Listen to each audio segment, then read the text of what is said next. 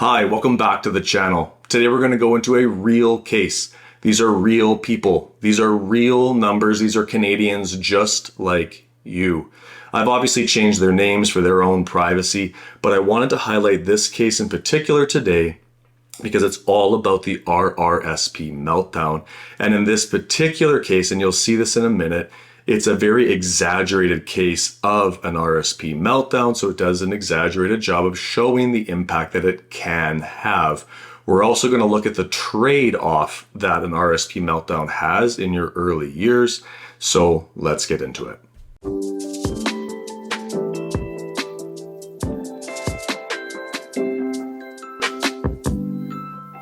First, we need to understand who John and Sally Jones are. And again, these are not their real names. If you actually know a couple named John and Sally Jones, this is not them. I can assure you of that.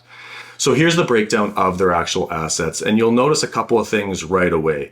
Number one, they've done an excellent job of preparing themselves for retirement. They've got a good, healthy amount of investments. For reference, they're about 55 and 54 years old, just so you know. But right away as a professional, the first thing that's jumping out to me is actually, it's two things. One is that it's very disproportionate to his name. Now, that's not terribly uncommon. It's usually not this lopsided, but such is life. The other thing is that it's disproportionate to his name, but specifically in RRSPs. And this is going to present a massive tax issue, and which is why this is a great case to show the exaggerated effect of an RRSP meltdown, because this household has over 80% of their investable assets in his RRSP. Now going forward, there's also going to be this following set of assumptions. Now, John and Sally spend about $4,000 per month in today's dollars on their basic day-to-day spending. They also spend an additional $1,000 per month on travel and grandkids spoiling and things of that nature, so a total of $5,000 per month. And going forward, you'll see me compare a baseline, which is just the path they're on right now. And when I talk about a baseline, essentially it's a representation of what the average Canadian would do in this financial circumstances. And in their meltdown scenario, which is what I'm going to compare it to, one kind of asterisk you need to keep in the back of your mind going forward is I also have additional spending in their case. From age now, about 55, all the way through his age 70, I've added an additional $25,000 per year of fun money. And all the spending figures that I've given you there all inflate along the way as well. There's a few other recommendations that I would have made to him that I won't go as in depth in this video on.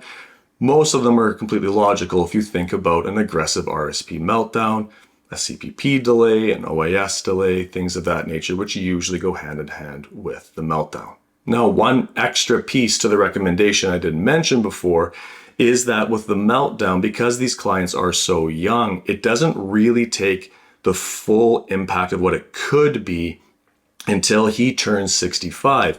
Because before 65, RRSP withdrawals or RRIF withdrawals are not splittable. Once he gets to 65, he can then split it into his spouse's name. And I have them being very aggressive. From 65 to 70, I have them withdrawing $200,000 per year out of RRSPs to shift that into TFSAs, non-registered, and the like. So I wanted to mention that as well before I went forward. What I want to do next is I want to highlight a few landmark years through the actual financial projection. I'm going to look at age 70, 80, 90, and 100, and I'll highlight the differences between the baseline and the meltdown scenario. But I want to start at the end and I want to work my way back because I feel like that's going to do the best job of illustrating what the trade is for an RRSP meltdown. So let's start with the juicy number, the one that was in the thumbnail of the video, and that was the $800,000 tax savings. So you can see here by age 100, and in this case, there was longevity in the family. I generally plan to either 90 or 100, and we will highlight 90 later, but I have 100 here. It's at over $800,000 cumulative reduction in taxes if you go ahead and do the RRSP meltdown. This sounds too good to be true. there must be a catch. And like everything in financial services or financial industry, there's 100% a catch. Let's illustrate that next. So the catch here is that you are trading a much higher amount of tax in your early retirement years for a cumulative smaller amount of tax and a much, much lower amount of tax being paid on the later years in retirement, which makes sense because we've bled out the RRSP into TFSAs, and they'll be really responsible for income towards the end, which of course is non-taxable. Let's start by looking at the cumulative taxable income by age 70 for both of these scenarios. And you can see here on the chart that by doing the RRSP meltdown over this time period, you've increased your taxable income by over $1.4 million, which naturally would make you assume correctly that the tax you would have paid by age 70 will also be a lot higher, being an additional $330,000 of tax. That is a lot of extra tax. You really have to be committed to a strategy to add $300,000 worth of tax unnecessarily in your first 15 years of retirement. And quite frankly, this is where you see the trade as well, because if they happen to pass away here at 70, you could argue very successfully that they've made a big mistake by doing so. But before I go to age 80, 90, or 100 in these charts, I want to illustrate the composition of the accounts that John and Sally have by age 70, because I think that's an important part of the conversation as well. And for that, I bring up this chart. In the baseline scenario, John and Sally have over $2.7 million in their RRSP, and they have nothing in TFSA, and they have nothing in non-registered. Meaning that if any emergency comes up for John and Sally at this point, they must go to a taxable income source. They have no choice.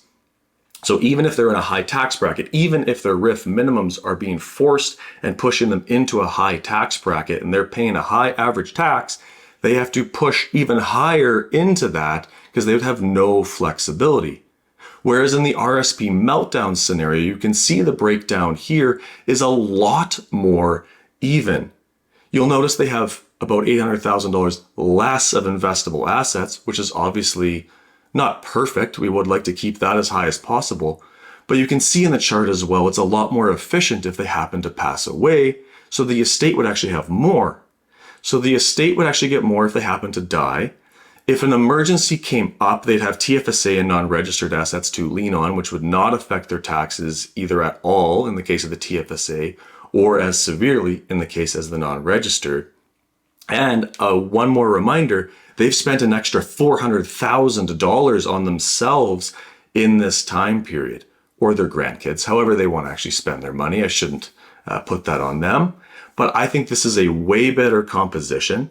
I would rather have these options and flexibility and control over my taxation at 70. I would rather be in this position with an even or much more even split between my asset types than just in RRSPs. And I think that that plays into it as well. So now let's go back to the cumulative taxable income and tax paid comparison for age 80, 90, and 100. And you'll see here, and really I'm focusing on the tax side, and you can see some on the income side as well.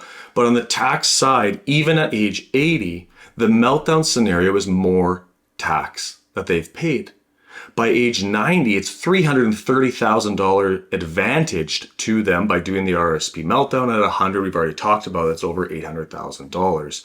You'll also note on the income side that their taxable income has dropped substantially. And again, I mentioned this before, that's because in the early years, we've been shifting out of the RRSP, and towards the end, they're drawing massive amounts out of their TFSA, which is not taxable. So once again, I find myself looking at something that has approximately a break even in your early 80s. CPP at 65 versus 70 has a break even of age 83. And in this case here on the tax side, you can see they're not breaking even until their early 80s.